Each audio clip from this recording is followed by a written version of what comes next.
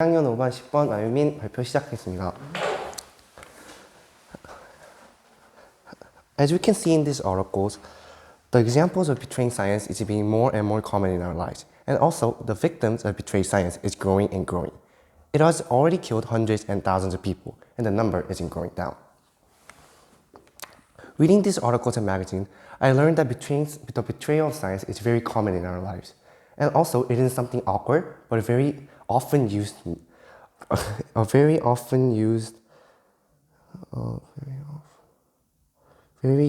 method. Also, I learned that it causes thousands and millions of victims, and it causes tremendous amount of damage. And in conclusion, it is very harmful in our lives. So I want to share about this topic to tell you how dangerous it is and how we can terminate it. So during this project, I got curious about how people around us think about science. So I interviewed a friend of mine. So basically, I talked about the reliability and the objective of science. And he said that science is a very logical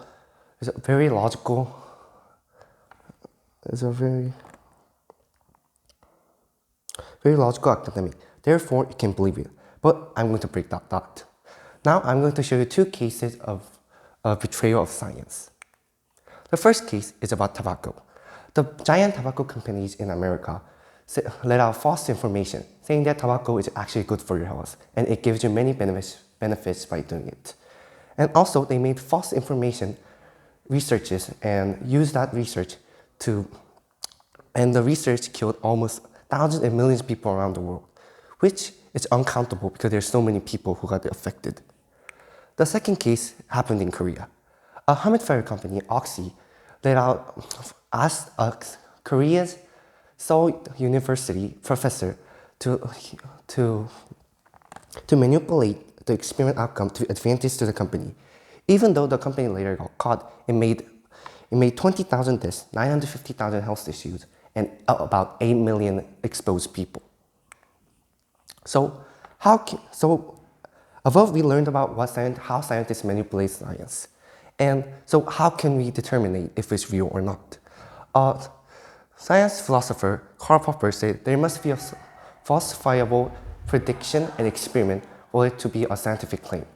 A professor in Busan University said that rather than dionic distinction, it is important to know what science is recognized for socially and politically. And some extreme scientists say that it is useless to section it if it's real or not.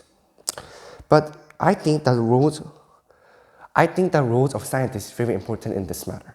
So I requested the scientists must not remain bystander in the battle against fakery in science.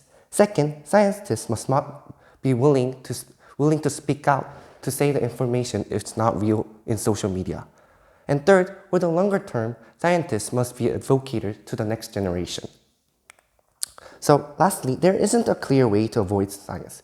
But if you learn some science information and stick to the basics, you might be able to avoid science.